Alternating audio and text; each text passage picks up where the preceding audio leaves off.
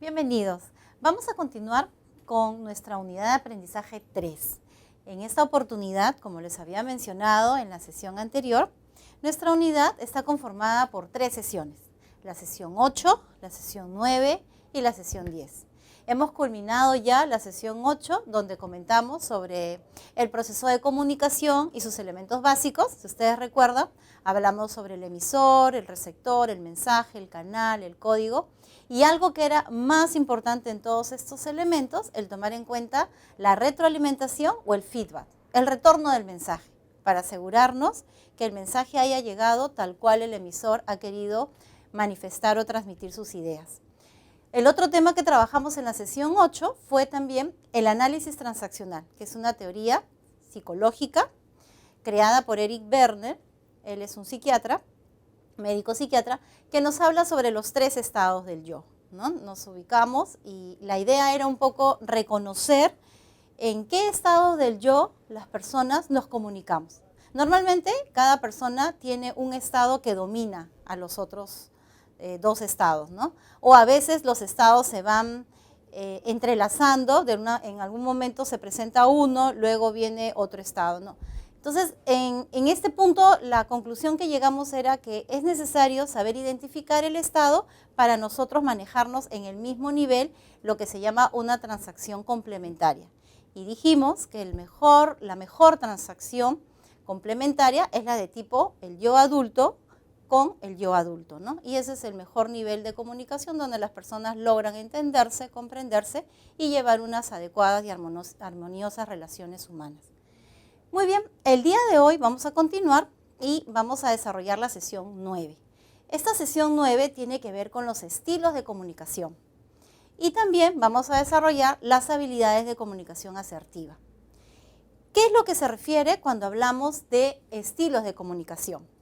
Cuando decimos estilos de comunicación, viene a ser las maneras con que las personas suelen comunicarse.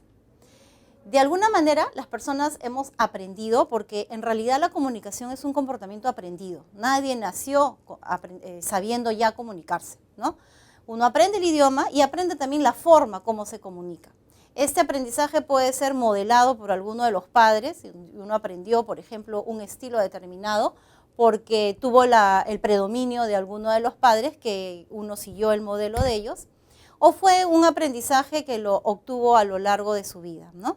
Entonces, un estilo de comunicación son estas maneras en que las personas se comunican y que se caracterizan por una serie de actitudes, comportamientos, y también tiene mucho que ver con las habilidades sociales que uno desarrolle, en el sentido de que cuantas más habilidades sociales tenga la persona, mayor capacidad va a poder tener de poder comunicarse y expresar sus ideas, pensamientos, sentimientos, emociones. Lo importante aquí en el estilo de comunicación es saber reconocer qué estilo tenemos y cuál es el mejor estilo que nos va a llevar a una comunicación efectiva, eficaz y de calidad. Entonces, vayamos a pasar ahora a conocer estos 3 estilos de comunicación. Vamos a ir desarrollando uno a uno y luego nos detallaremos en un estilo que es el más apropiado y en el que debería primar en el momento del desarrollo de una audiencia, que es el tema central de nuestro curso, ¿no? Cómo desarrollar audiencias. El primer estilo es el estilo agresivo. ¿Qué significa este estilo agresivo? Significa que las personas, cuando desarrollan este estilo, se caracteriza básicamente por el intercambio de amenazas verbales y no verbales que tienen que ver con acusaciones directas, con reproches, ¿no? Es una especie de comunicación en la que tiene que primar quien tiene la razón y el poder. Una persona que desarrolla este estilo agresivo, su objetivo es ganar poder sobre el otro, ¿no? Esta persona, a través de su lenguaje verbal, como he mencionado, amenazas o reproches, a la par va unido a su lenguaje no verbal, ¿no? Y eso generalmente se manifiesta por el tono de voz alto, por el querer imponerse a la otra persona. La tensión muscular de su cuerpo está con una tensión muy alta, ¿no? Porque está en una situación de conflicto donde tiene que defenderse, ¿no? Es como cuando uno está en el estado instintivo, cuando uno encuentra un peligro y tiene que huir o atacar. Entonces el cuerpo se prepara fisiológicamente ante esta situación. Entonces los músculos se ponen tensos porque tienen que estar preparados o a atacar o salir corriendo, ¿no? Para huir. Entonces es un estado donde la persona se identifica que está ante un conflicto, ante un hecho que tiene que defenderse. Entonces ve la comunicación como una situación de guerra, ¿no? De batalla, donde tiene que pelear, donde tiene que imponerse. Por eso es que se expresa su posición muy tensa, ¿no? Una tensión muscular tensa, el cuerpo en realidad no está totalmente relajado. Las actitudes son enérgicas, puede inclusive desarrollar algún tipo de movimientos como golpear objetos o golpear la mesa, inclusive apuntar con el dedo, ¿no? Hacer puño. Esos son el tipo de manifestaciones que se dan en un estilo agresivo. Entonces, como acá podemos ver, en la diapositiva, la persona está con un estilo totalmente agresivo, imponiéndose sobre su interlocutor. Obviamente que este estilo no lleva a una adecuada comunicación, porque no permite la fluidez de mensajes, ¿no? Es una persona que impone su opinión sobre otra persona. Vayamos ahora al segundo estilo, el estilo pasivo.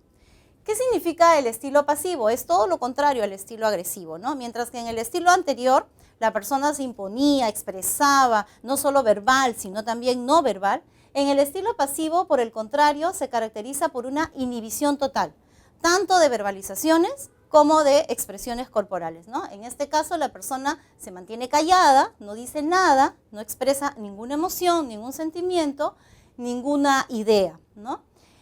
Aquí se dirige de manera tímida, introvertida y con respuestas muy cortas y evasivas, prácticamente como que quisiera escapar de la comunicación.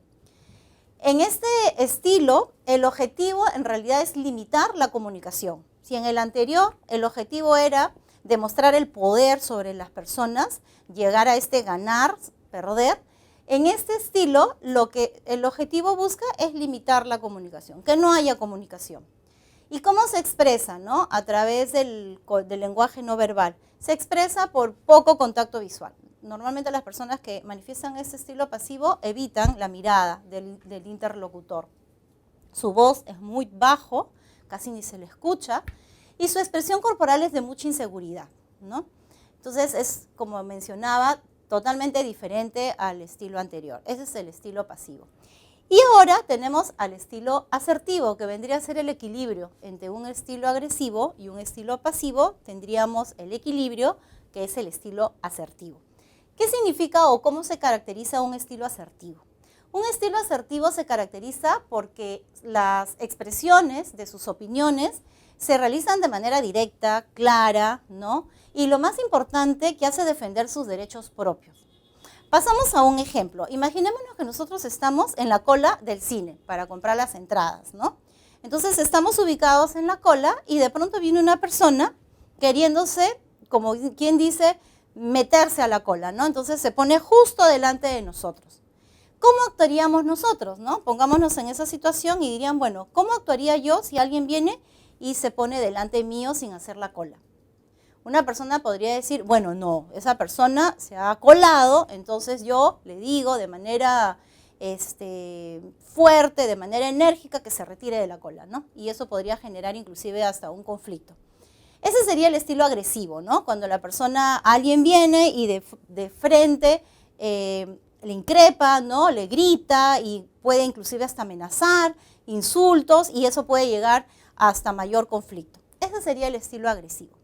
Por otro lado, puede pasar que otra persona, ¿no? Que también uno ingresa a la cola y no le dice nada, se queda absolutamente callada. Es más, por dentro está así con la ira, con la cólera, pero no lo expresa, ¿no? Entonces, ese es el estilo pasivo, el quedarse callado, el no decir nada. Y finalmente, tendríamos el estilo asertivo, ¿no? Que alguien ingresa a la cola, ¿no? Entonces, uno responde de manera clara, directa, señalando sus derechos y haciendo respetar, pero con el debido respeto, ¿no? Que es lo importante. Es una de las características del estilo asertivo. El que defiende sus derechos, pero tampoco va a afectar a los derechos de los demás, ¿no? Entonces, una persona asertiva diría, disculpe señor, pero usted no está haciendo cola, por favor sírvase a hacer la cola como todos los demás, ¿no? Entonces, esa es una manera asertiva de actuar. ¿Qué otra característica tiene el estilo asertivo, además de ser un mensaje claro, directo, objetivo, y que va al hecho, ¿no? O sea, yo no le digo a la persona que es una maleducada, que no sabe respetar, sino que voy al hecho, ¿no? Disculpe, usted no está haciendo su cola, por favor, sírvase a hacer la cola debidamente, ¿no? Entonces, no acusa, no emite algún tipo de insulto, no amenaza, sino que dice las cosas claramente y objetivamente sobre el hecho que está ocurriendo. Es entonces el objetivo del estilo asertivo, es que la comunicación fluya sin complicaciones, ¿no? Entonces, no es como el agresivo que detiene todo tipo de comunicación o como el pasivo que la limita, sino que en un estilo asertivo en realidad la comunicación puede fluir de una manera y luego regresar, ¿no? Entonces es una comunicación totalmente eficaz, eficiente, efectiva. Y la persona se expresa con calma, ¿no? El cuerpo está relajado, está tranquilo, no identifica ninguna situación de peligro en la que tenga que defenderse, y su manejo emocional está totalmente gestionado, está tranquilo, ¿no? Entonces, si nosotros tuviéramos que elegir entre estos tres estilos, obviamente que este último estilo, el estilo asertivo, sería el más indicado y el más adecuado para dirigirnos en un proceso de comunicación. Ahora, ubicándonos en un contexto de una audiencia, donde tenemos al juez como director de la audiencia y a las partes, lo que se debe buscar en todo momento que la comunicación se dé con el predominio de este estilo asertivo. Y en caso algún momento pudiera ocurrir que alguna de las partes, ¿no?, manifieste algún tipo de estilo asertivo, bueno, está el juez también para hacer recordar las normas de conducta, porque también en una audiencia hay que tener en cuenta que está normado, la nueva ley procesal del trabajo estipula cuáles son las normas de conducta, y justamente una de ellas señala que no se debe amenazar, ¿no?, ni señalar insultos a alguna de las partes. Muy bien, entonces para cerrar esta primera etapa, esta primera parte de la sesión con referencia a los tres estilos asertivos, entonces concluimos que definitivamente el estilo asertivo es aquel que nos va a permitir defender nuestros derechos de una manera clara, directa, objetiva y sobre todo sin ir por encima de los derechos de los demás o por demostrar actitudes de agresividad o de pasividad. Pasemos ahora a lo que son las habilidades de comunicación asertiva, ¿no? Porque como también había mencionado, mucho va a depender de que la persona pueda tener muchas capacidades o tenga un repertorio de habilidades de comunicación para poder emitir y expresarse de manera adecuada, ¿no? Si no las tuviera, por ejemplo, si fuera el caso de una persona con un estilo pasivo o agresivo, las puede aprender, ¿no? Ese es un poco los beneficios, ¿no?, del aprendizaje en la vida. El aprendizaje es continuo durante toda nuestra vida. Entonces, si en algún momento no hemos aprendido estilos adecuados de comunicarnos, no significa que no lo vamos a poder hacer nunca, sino que tenemos que aprenderlas. Y si manejamos algunos estilos inadecuados, en este caso lo tenemos que desaprender. Así, a lo largo de la vida vamos aprendiendo cosas que nos van a beneficiar, que nos van a dar resultados efectivos en nuestra vida, pero también vamos desaprendiendo otras que a la larga también nos traen desventajas, ¿no? Vamos a ver entonces qué habilidades son aquellas que van a permitir, en este caso al juez como director de una audiencia, a poder desarrollar la comunicación en un contexto donde las condiciones se den de la mejor manera posible. El primer punto para poder llevar a cabo una buena comunicación, una comunicación asertiva, es prepararse para escuchar. ¿Y esto qué significa? Que en la comunicación en realidad lo más importante no es lo que se está hablando o el emisor lo que transmite, sino también la parte que escucha, ¿no? No podría hablarse de una comunicación, de un proceso completo si alguien está hablando, pero la persona no escucha, por lo tanto el mensaje no se transmitió adecuadamente. Entonces es importante cuando se inicie, ¿no?, esta situación de la audiencia, haya una predisposición, tanto mental como física, para escuchar y para prestar atención durante todo el momento, en este caso de la audiencia. ¿Y eso qué significa? Significa dejar al lado diversas actividades que pudiéramos tener en el momento que se va a presentar la audiencia, hacer un alto y decir, bueno, empiezo la audiencia y de aquí hasta que termine estoy dedicado exclusivamente a atender los asuntos que la demanda, en este caso del caso, lo requiere, ¿no? Para eso se recomienda tener el celular apagado o fuera del alcance de la vista y también dejar un poco todos los pensamientos que pudieran en ese momento estar presentes para concentrarnos mentalmente a prestar toda la atención, en este caso, a la audiencia. Ese es el primer punto, prepararnos para escuchar. De manera mental, ¿no? Quitando todo pensamiento que pudiera estar interrumpiendo en ese momento, ¿no? O afectando nuestra capacidad de poder concentrarnos, y físicamente, que es lo que ahora vamos a desarrollar con la escucha activa. Entonces, cuando uno se predispone a una situación en la que va a dar todo su máximo de atención a la comunicación, nos estamos preparando para la escucha activa, que es otra habilidad importante para la comunicación.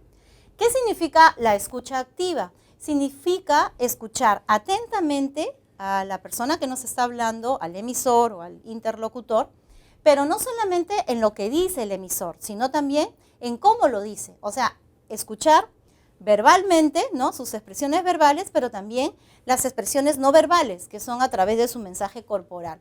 Obviamente que en un momento, en una situación de audiencia, no suelen ser muchas las expresiones no verbales, porque tengamos que tener en cuenta que en una situación de audiencia, en realidad el comportamiento es a nivel profesional.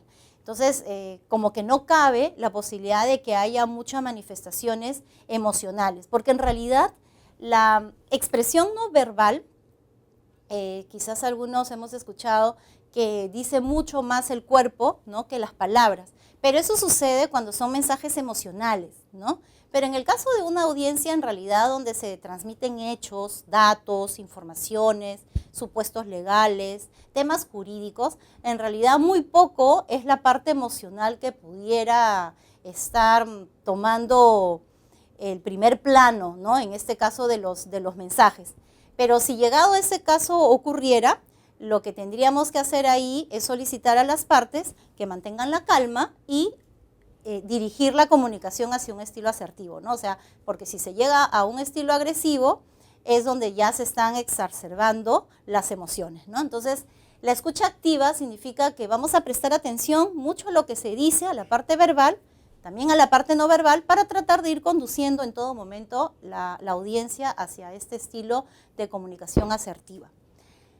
Hay verbalizaciones que podrían estar de alguna manera demostrando que en este caso el juez o la jueza está manifestando una escucha activa. Por ejemplo, cuando dice a una de las partes mientras está tomando la palabra, le dice, bueno, prosiga, continúe, la escucho, la comprendo, ¿no? Esas son algunas verbalizaciones que estarían denotando que el juez o la jueza está prestando atención, ¿no? En este caso a la persona que toma la palabra. En cuanto al lenguaje no verbal, solamente habría que tener en cuenta dos aspectos. La postura, ¿no? Muchas veces sucede cuando una de las partes está hablando, puede ocurrir que el juez o esté leyendo o esté tomando notas durante todo el momento. Eso no sería lo más indicado. Lo más indicado sería que mientras una de las personas habla, una de las partes tiene la palabra, el juez debería tener una postura hacia la persona, ¿no? Entonces, la postura hacia adelante significa interés en lo que la persona me está hablando. Más bien, si yo me llevo una postura hacia atrás, significa que no le presto atención, que no tengo interés en escucharla. Entonces, hay que tener en cuenta la postura, sobre todo hacia la persona que está hablando, y los ojos, la mirada también, dirigirla a la persona que nos está mirando, ¿no? Porque el evadir la mirada o estar haciendo otra cosa mientras nos habla, obviamente que está indicando que no estamos atendiendo o no estamos haciendo uso de una escucha activa. Que sí es una habilidad importante porque hay muchos aspectos, hay muchas informaciones que podemos perder si no las tenemos, si no estamos activos en la escucha, ¿no? Entonces, esa es otra de las habilidades de comunicación que es importante desarrollar. Muy bien, entonces hasta aquí hemos desarrollado la primera habilidad, que es predisponernos, ¿no? O prepararnos para la comunicación. Y la segunda es la escucha activa. Vamos a ver una tercera que tiene que ver con el parafraseo. ¿Qué significa el parafraseo? Significa reproducir lo que dice el emisor, pero en un lenguaje sencillo, claro, entendible, ¿no? y de manera neutra, porque a veces sucede que alguna de las partes en la audiencia manifiestan sus expresiones, sus ideas, sus pensamientos, algún momento teñidos de contenidos emocionales, ¿no? Por ejemplo, puede ser cuando una de las partes, en este caso la empresa, de parte de la empresa dice, no, sí, es que esta persona era muy haragana, me hizo perder mucho dinero, perdí mucho con él. Entonces, el juez en este caso podría parafrasear dando a entender el mensaje, pero quitándole todo ese tinte emocional. Lo que usted está queriendo decir, que con el trabajo de la persona que realizó, obtuvo resultados no adecuados o insatisfactorios para la calidad de su producción, ¿no? Entonces, de esa manera estamos haciendo que el nivel de la comunicación se maneje en un lenguaje de hechos, ¿no? Siempre eso es importante tener en cuenta. Comunicar hechos, datos y evitar estos tonos altos de emociones o sentimientos que finalmente no conducen a un desenvolvimiento lógico, racional de la información. Entonces, el parafraseo también puede ser como un tipo de retroalimentación o retorno del mensaje que yo habíamos comentado en la sesión anterior, ¿no? Es cuando, de alguna manera, el juez repite lo que dice alguna de las partes para, de alguna manera, demostrar que se ha comprendido el mensaje, ¿no? Vamos a ver un video donde podemos ver justamente un ejemplo de este tipo de parafraseo. Entonces, pasamos a ver el video. De lo expuesto por la parte demandada, básicamente los argumentos son respecto al al valor que se le debe dar como medio probatorio, pero hay un punto referido a que el documento no habría sido suscrito en la fecha que se indica en el documento. Así es. Ya. Explique cómo el perito podría determinar la fecha en que se suscribió ese documento. Como un perito básicamente su función es verificar si el documento, si la firma es auténtica o no, cotejando con otros elementos. Pero respecto a la fecha en que ese documento fue suscrito, explique cómo es que se podría hacer esa pericia para determinar lo que usted está señalando. Como hemos podido apreciar en el video que acabamos de mostrar, la jueza, ¿no?, parafrasea diciendo de que hay un punto en el que no están de acuerdo, que es referido a la fecha en que se firmó el documento, ¿no? Entonces ella realiza un parafraseo que a la vez sirve como una retroalimentación y en este caso la parte demandada responde así es, ¿no? Entonces ese es un tipo de mecanismo que nos sirve, ¿no?, para, como dice, reproducir el mensaje en un mensaje más claro, más directo, ¿no? Y obviamente cuando se tiene la anuencia, en este caso de una de las partes que verifica que así fue, estamos haciendo un parafraseo correcto, ¿no? Entonces, esa es una habilidad que también es importante para ir aclarando algunos puntos que no se tienen muy de acuerdo. Entonces, cuando uno hace el parafraseo puede estar seguro que está de alguna manera reproduciendo exactamente el mensaje que se quiso decir. Luego tenemos, en este caso, la formulación de preguntas. Hay un sinnúmero de preguntas que nos van a servir durante una audiencia para poder lograr diferente tipo de objetivos, ¿no? Y aquí hay algo importante que tener en cuenta antes de formular una pregunta. ¿Cuál es el objetivo que yo quiero lograr o qué información quiero lograr y hacia dónde quiero yo dirigir la audiencia, ¿no? Entonces, vamos a ver primero los tipos de preguntas y vamos a concluir en un mapa conceptual que nos va a ayudar mucho, de acuerdo al contexto donde ubiquemos a la audiencia, cuáles son los tipos de preguntas que nos van a ser de mayor utilidad. Pero sí es importante tener en cuenta que dependiendo del tipo de pregunta que utilicemos, vamos a ir dirigiendo la audiencia hacia un contexto u otro contexto. La primera o el primer tipo de pregunta es la pregunta cerradas, ¿no? Todos sabemos, la mayoría, que una pregunta cerrada en realidad solamente apunta a conocer datos específicos y genera una respuesta muy corta, tipo sí o no, de acuerdo, no de acuerdo, está bien, no está bien, ¿no? Preguntas como, por ejemplo, usted laboró en tal fecha, de tal fecha a tal fecha, sí, ¿no? Entonces son preguntas muy específicas que solamente apuntan a datos muy detallados, específicos, ¿no? Son las preguntas cerradas. Vamos a ver el siguiente video donde vemos este tipo de pregunta cerrada. La liquidación formal es 7.679.67. Ese es el monto que se le pagó en la liquidación formal. Bueno, eso se tiene presente, que se le otorgó una suma de gracia equivalente a 85.000 soles y cobró 7.679.77. Solamente que este punto se deducirá en caso se disponga a ordenar el pago de beneficios sociales de la liquidación final si hubiera lugar, ¿no? Entonces este punto no queda como no controvertido, sino lo vamos a establecer como punto de controversia, al verificarse que justamente es objeto de la demanda el pago de beneficios sociales que reclama la actora. Y bueno, justamente se verificará si corresponde el pago de la compensación por tiempo de servicios, el reintegro de vacaciones trabajadas y no pagadas, el reintegro por gratificaciones de fiestas patrias y Navidad y el pago de la indemnización por despido arbitrario.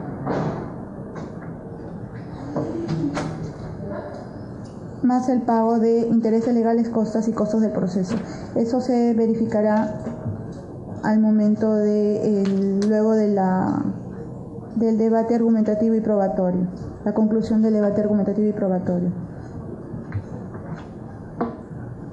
Se verificará, es un punto de controversia, determinar las circunstancias y las consecuencias del convenio que firmó la actora con el gerente general en ese momento, de ese momento que era su hijo, ¿no? ¿El nombre de su hijo lo tiene? Gonzalo Padilla Benavides. Entonces, las circunstancias y consecuencias del convenio firmado por el señor Gonzalo Padilla Benavides.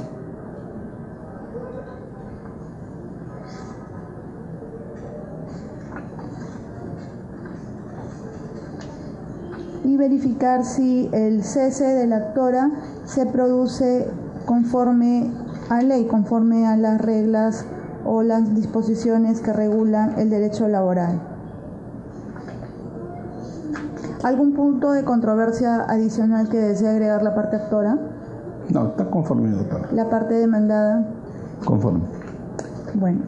Bien, como acabamos de ver en el video, vemos hasta 3 tipos de preguntas cerradas, ¿no? Primero, la jueza pregunta cuál es el nombre del gerente general y la parte demandada responde el nombre, ¿no? Entonces es un tipo clarísimo de pregunta cerrada, ¿no? Un dato específico. También cuando pregunta si hay alguna controversia adicional que quiera declarar la parte demandada y responde no. Y la parte actoral tampoco, ¿no? Entonces también son preguntas cerradas donde apuntan solo a un dato específico. Otro tipo de pregunta es la pregunta abierta, ¿no? A diferencia de las preguntas cerradas, las preguntas abiertas lo que sí buscan es obtener la mayor información posible, ¿no? Y esa es una quizás de las mayor utilidad en una audiencia para el juez, porque le va a permitir obtener la mayor cantidad de información para poder tomar una acertada decisión final en la sentencia, ¿no? Entonces, a mayor cantidad de información de calidad que pueda recoger el juez, le va a servir también para tener mayor fundamento al momento de declarar ya la sentencia final. Entonces, el objetivo de las preguntas abiertas es justamente obtener mayor información complementaria y en una situación de audiencia donde hay un contacto directo con las partes, es, digamos, el escenario ideal para poder generar la mayor cantidad de preguntas abiertas, ¿no? Preguntas que van referidas a algunos hechos que no se tienen claro o a información adicional o que puede complementar a la información que se ha presentado en el escrito. Una respuesta de este tipo, a diferencia de las preguntas cerradas, no es sí, no, sino más bien es una amplia variedad de explicación, de descripciones, de detalles, ¿no? Entonces, las respuestas como resultado de formulación de una pregunta abierta va a dar toda una cantidad de información que, como había mencionado, le va a ser de mucha utilidad para el juez o la jueza al momento de emitir su sentencia. Vamos a ver un ejemplo que ya lo vimos en el primer video de un tipo de pregunta abierta, ¿no? Cuando la jueza pregunta que explique la manera como el perito puede verificar la fecha de suscripción del documento. Esa es una pregunta abierta donde en este caso está formulada a la parte demandada, quien tiene que explicar todos los detalles por los cuales el perito en este caso tendría que realizar su trabajo para certificar la fecha de suscripción de un convenio, que es uno de los temas controversiales de la demanda presentada. Vamos a ver entonces el video nuevamente, donde podemos ver, escuchar en este caso, la formulación de la pregunta abierta. De lo expuesto por la parte demandada, básicamente los argumentos son respecto al al valor que se le debe dar como medio probatorio, pero hay un punto referido a que el documento no habría sido suscrito en la fecha que se indica. Así es. En el documento. Así es. Ya. Explique cómo el perito podría determinar la fecha en que se suscribió ese documento. Como un perito básicamente su función es verificar si el documento, si la firma es auténtica o no, cotejando con otros elementos. Pero respecto a la fecha en que ese documento fue suscrito, explique cómo es que se podría hacer esa pericia para determinar lo que usted está señalando. Muy bien. Continuando con el tipo de preguntas, ya hemos visto preguntas cerradas, preguntas abiertas y ahora las preguntas circulares. ¿Qué significan las preguntas circulares? Son aquellas que permiten ampliar el panorama de las partes respecto a la forma cómo se desarrolla el conflicto. O sea, las preguntas circulares vienen a ser aquellas que van a permitir que las partes amplíen un poco su visión de cómo están viendo el conflicto, no solo desde su propia perspectiva, sino desde otra perspectiva, quizás desde la perspectiva de la otra parte, ¿no? Es como que genera un poco también de llevar hacia la empatía, ¿no? ¿Qué piensa la parte, en este caso, que está tomando la palabra sobre lo que podría estar pensando o sucediéndole a la otra parte, ¿no? Busca que las partes se movilicen o que se ubiquen en el sentido diferente hacia el otro. Ejemplo de preguntas de este tipo es cuando, por ejemplo, el juez pregunta a una de las partes, ¿cómo reaccionaría usted si estuviera en el lugar del empleador? ¿No? Ese es un ejemplo de pregunta circular. Otro, ¿qué cree usted que necesita la otra parte para afrontar ahora esta situación de desempleo?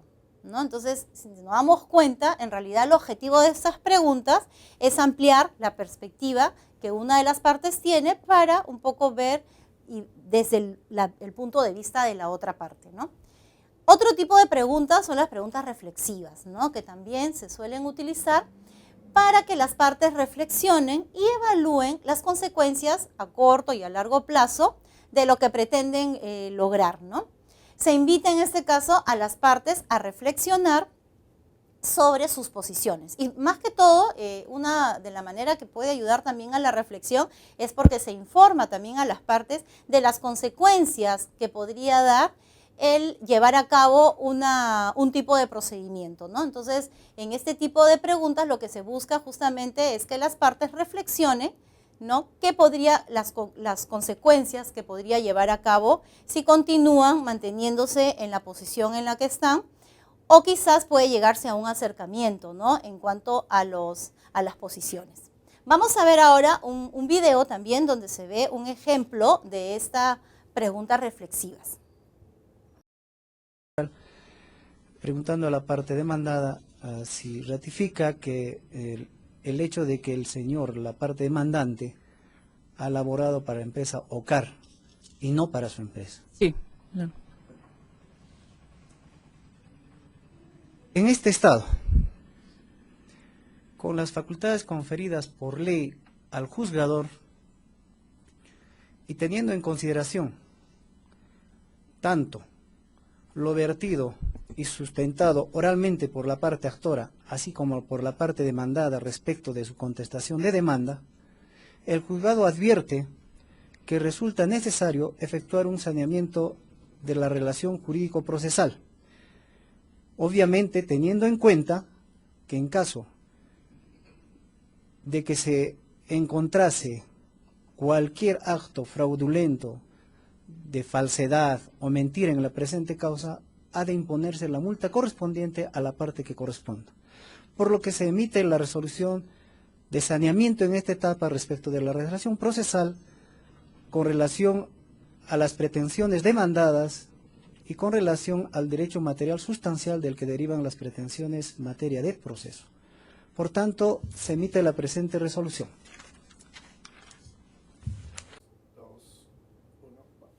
Muy bien, como hemos podido ver en este tercer video, lo que el juez, ¿no?, señala que se va a llevar a cabo un saneamiento de relación jurídico-procesal y advierte, ¿no?, da la consecuencia, de alguna manera lleva la reflexión a las partes que si en caso se encuentra algún tema fraudulento, se va a aplicar la multa respectiva a la parte correspondiente, ¿no? Entonces, es un claro ejemplo de pregunta reflexiva, ¿no?, que se procede, en este caso, a llevar a cabo este saneamiento jurídico-procesal, pero advirtiéndose la consecuencia de si hubiera estado una de las partes mintiendo en este caso, ¿no? Muy bien, con esto estamos dando ya la culminación a nuestra sesión 9. Hemos trabajado en el primer inicio los estilos de comunicación, llegando a la conclusión que el mejor estilo, obviamente, es el estilo asertivo, donde la persona maneja sus emociones adecuadamente, las identifica, las controla, las gestiona, para poder dar cabida a una comunicación fluida donde se trabaje o donde se comuniquen hechos, datos, sin este aporte emocional, ¿no?, que podría afectar la comunicación. También hemos visto algunos ejemplos de habilidades de comunicación, sobre todo lo referido a formulación de preguntas, a cómo prepararse para la comunicación.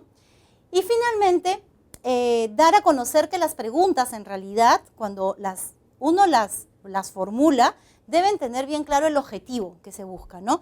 Y me permito terminar esta parte de la conclusión con un pequeño mapa conceptual que, a mi criterio, creo que podría ser de mucha utilidad, en este caso al juez o a la jueza, al momento de dirigir la audiencia, ¿no?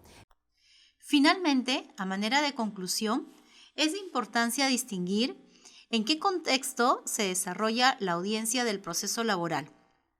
Con ello, para poder formular las preguntas de acuerdo al mismo. Nos estamos refiriendo a que el juez o jueza ha de identificar si el conflicto que se presenta en la demanda interpuesta está dentro de un contexto estrictamente confrontacional o consensual. De esta manera, las preguntas serán de mayor utilidad según el contexto en referencia. Si es de tipo confrontacional, para escuchar los planteamientos de las partes, identificar el conflicto y las normas jurídicas aplicables, advertir sobre quién pesa la carga argumentativa y o de la prueba y, por último, decidir amparando total o parcialmente el interés de alguna de las partes. En este contexto, las preguntas abiertas y cerradas serían las de mayor utilidad.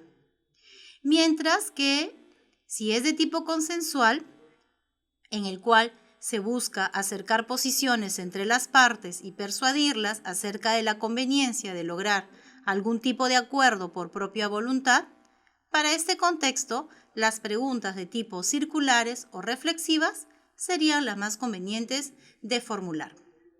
Muy bien, con esto hemos culminado nuestra sesión 9 y nos vemos en nuestra siguiente sesión y última, la sesión 10, donde trabajaremos todo lo referido a comunicación no verbal.